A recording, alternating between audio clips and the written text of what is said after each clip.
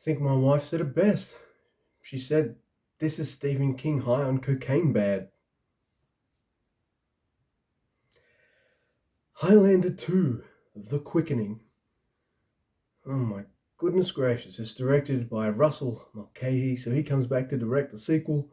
Written by Brian Clemens and William N. Panzer.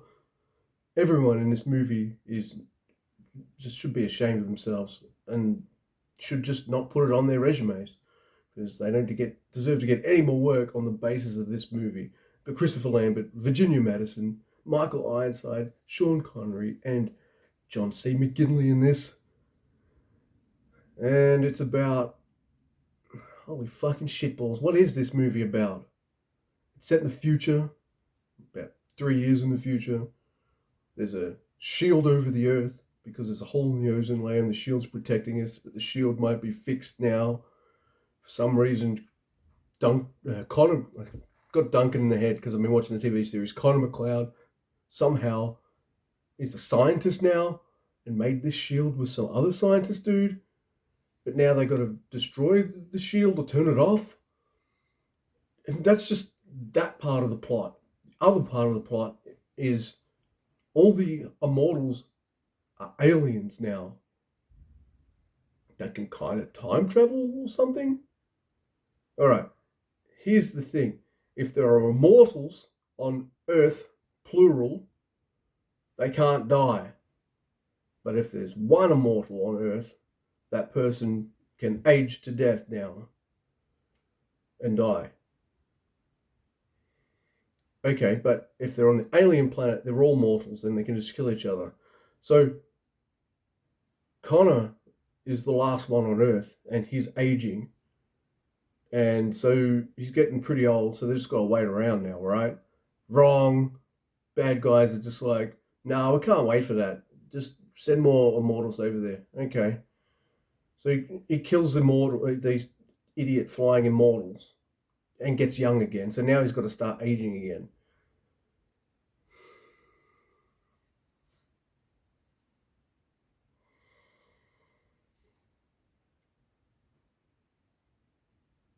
I knew this movie had a bad reputation, but I was hoping it would be so bad it was good. It was just so bad that it was bad. We had a long break, about half an hour from the end of this, because it was just so awful. And I couldn't, like, this movie tries to reconcile itself with the first one. It doesn't make sense.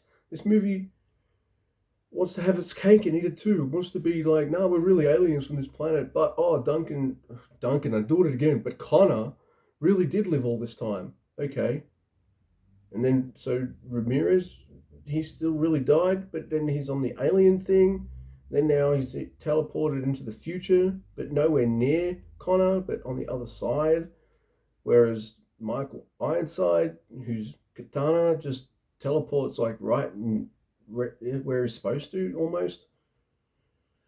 And I don't. At what point did Connor do science for anything? I'm saying he's an idiot, but I'm saying that he does not have science brain. There's no technobabble at all, he says, in this whole movie. What?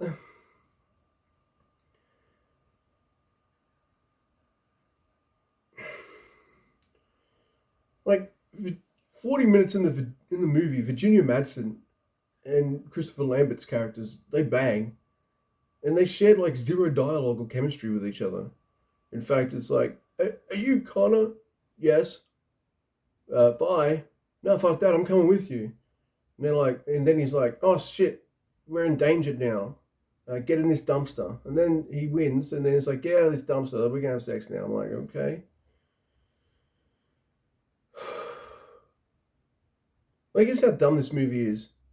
Like, Sean Connery's Ramirez is in an airplane, flying over the air, like over the air, flying. They're in the air. They're flying, and he watches an in-flight safety movie. I'm like, you watch that before you take off. Why is it on now?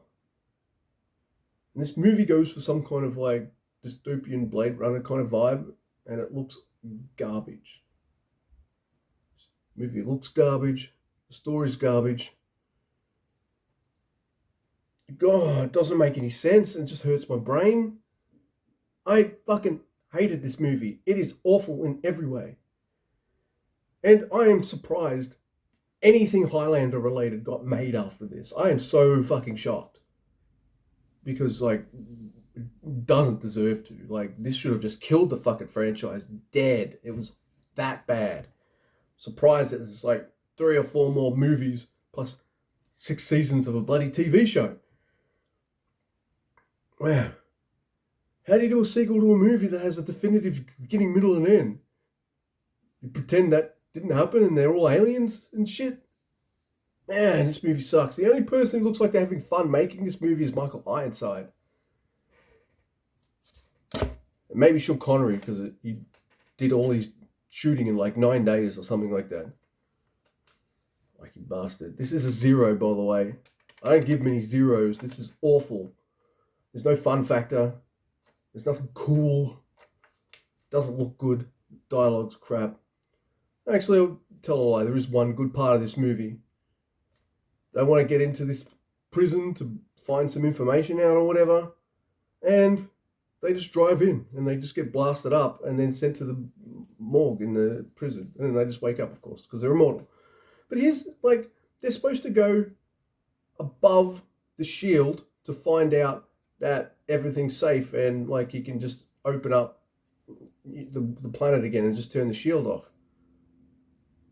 And I'm like, well, but you already know that you need to turn the shield off. You've just been told with the computer and shit that. But no, we've got to go up. And I'm thinking, all right, they've got to go into some kind of space shuttle to go up above and go, all right, shit's normal. But no, they go up above all these mountains above the shield. But the shield's all over the planet. Like, how?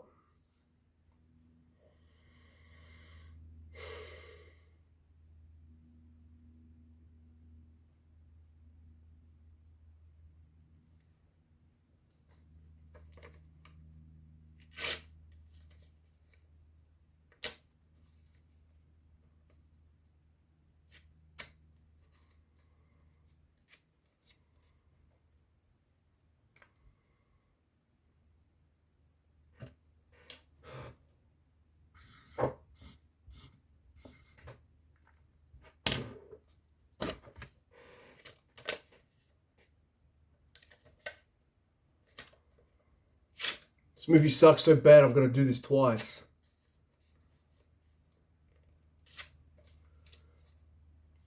Still doesn't feel that cathartic.